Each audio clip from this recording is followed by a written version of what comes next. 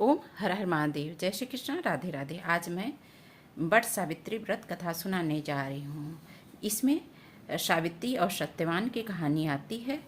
तो ये सुहागन स्त्रियाँ रखती हैं, अखंड सौभाग्य होता है। वट सावित्री व्रत सुहागिन स्त्रियों की पति की लंबी आयु के लिए व्रत रखा जाता है। ऐसा कहा जाता है इस व्रत को करने से उसके पति की लंबी आयु होती है। भगवान श्री कृष्ण जी ने राजा युधिष्ठिर जी को इस व्रत की कहानी सुनाई थी, जो मैं आज आप लोग को सुनाने जा रही हूँ। इस दिन सुहागिन महिलाएं सभी स्त्रियां व्रत रखती हैं। ऐसा कहा जाता है कि जो स्त्री इस दिन व्रत रखती है उसके पति की लंबी आयु से सावित्री ने सत्यवान के लिए किया था। भगवान श्री कृष्ण ने राजा युधिष्ठिर को इस व्रत की कहानी सुनाई थी। सो आज मैं आप लोग के बीच में लाने की कोशिश करती हूँ। प्राचीन काल में भद्र देश पंजाब में एक बड़ा पराक्रमी, सत्यवादी, क्षमाशील, प्रजापालन में तत्पर अश्वपति नाम का राजा राज्य करता था। उसे कोई संतान न थी, इसलिए उसने अपने पत्नी के साथ सावित्री की आराधना की। कुछ काल के अंतराल इस व्रत के प्रभाव से ब्रह्मा जी की पली सावित्री ने प्रसन्न हो राजा को वर दिया कि तुम्हें एक कन्या उत्पन्न होगी। कुछ दिन बाद राजा को एक दिव्य कन्या उत्पन्न हो। कन्या का नाम था सावित्री। धीरे धीरे वह विवाह के योग्य होती गई। सावित्री ने भी भृंगों के उपदेश से सावित्री व्रत किया। एक दिन वह पिता के पास गई और प्रणाम करके बैठ गई। पिता ने सावित्री को विवाह योग्य जान करके अमात्यों से उसको विवाह के लिए कोई योग्य श्रेष्ठ वर ढूंढने के लिए कहा। और लड़की को देख करके अश्वपति ने सावित्री से कहा कि पुत्री, तुम वृद्ध जनों तथा आत्मायोग की तथा जाकर स्वयं ही अपने अनुरूप कोई पति ढूंढ लाओ। सावित्री भी पिता की आज्ञा से महर्षियों के आश्रम, सभी तीर्थों और तपोवनों में घूमती हुई तथा वृद्ध ऋषियों का अभिनंदन करती हुई वह मंत्रियों सहित पुनः अपने पिता के घर लौट आई। सावित्री ने देखा कि राजसभा में देवर्षि नारद बैठे हुए थे। सावित्री ने देवर्षि नारद को प्रणाम करके पिताजी को प्रणाम कर अपना सारा वृत्तांत का सुनाया। महाराज साल्व देश में धुमतसेन नाम की एक धर्मात्मा राजा राज करते हैं।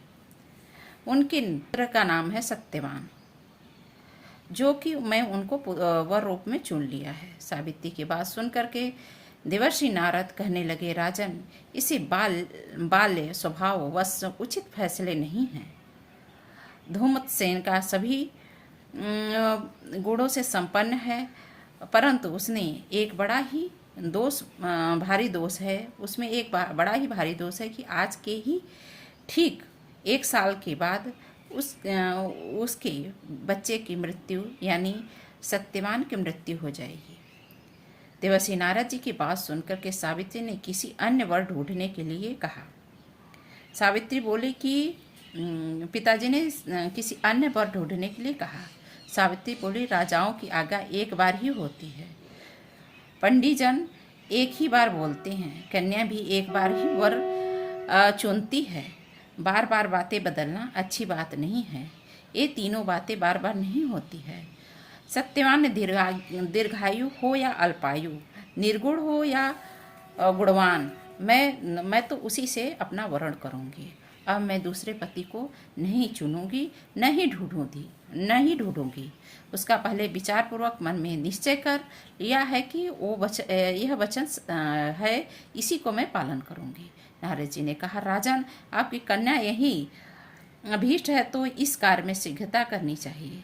आपका यह दान कर्म निर्विघ्न संपन्न हो। इस तरह कहकर नारद मुनि वहाँ से चले गए और राजा ने भी शुभ मुहूर्त सावित्री का निकाल करके सत्यवान के साथ विवाह कर दिया। परंतु नारद मुनि की बाणी सावित्री के हृदय में खटकती रही।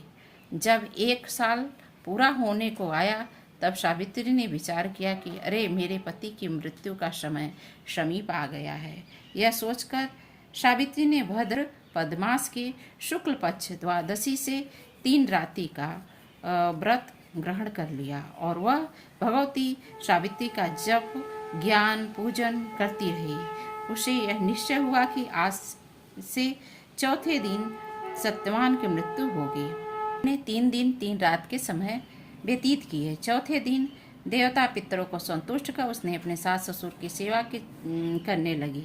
उनको प्रणाम करके कहा। सत्यवान ने सावित्री से कहा, मैं वन को जा रहा हूँ, सास ससुर ने से पूछ लो। वह पूछने गई तो सास ससुर ने मना किया कि तू सावित्री के बार बार आग्रह करने पर उन्होंने आज्ञा दे दी। दोनों ने साथ साथ वन चले गए। सत्यवान ने वहाँ काष्ठ काट करके बोला, परंतु उसी समय उसके मस्तक में महान वेदना यानी दर्द उत्पन्न हुई। उसने सावित्री से कहा कि मेरे सिर में बहुत दर्द हो रहा है, बहुत व्यथा हो रही है, इसलिए थोड़ी देर विश्राम करना चाहता हूँ। सावित्री अपने पति के सिर को अपनी गोद में लेकर के बैठ गई।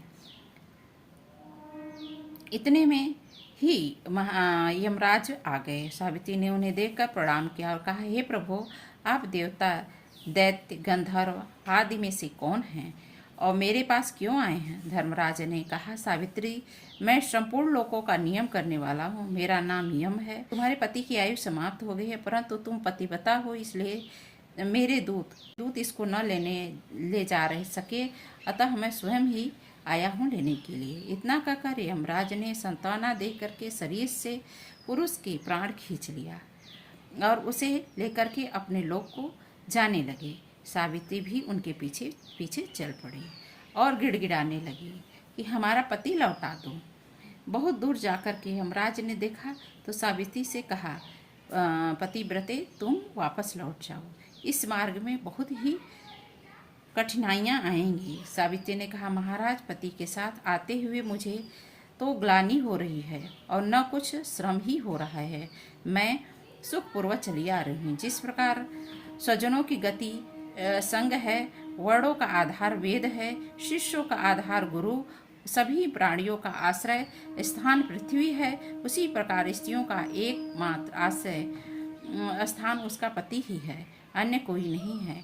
इस प्रकार सावित्री के धर्म और अर्थ युक्त वचनों को सुन करके यमराज प्रसन्न होकर कहने लगे, मैं तुमसे बहुत प्रसन्न हूँ, संतुष्ट हूँ, तुम्हें जो वर अभीष्ट हो वह मांग लो। तब सावित्री ने नियम पूर्वक कहा, ससुर के नेत्र अच्छे हो जाएं और वह उनके राजपाट जो खोए हुए सब वापस आ जाए। वो यमराज ने तथास्तु कह दिया और फिर पीछे पीछे चलने लगी और यमराज आगे आगे चलने लगे। वो सोचे कि वो चली गई होंगी, लेकिन वो पीछे पीछे चलने लगी। फिर देखा तो चली आ रही हैं। फिर कहा कि अब तुम्हें क्या चाहिए? मेरे पति को 100 पुत्र हो जाएं।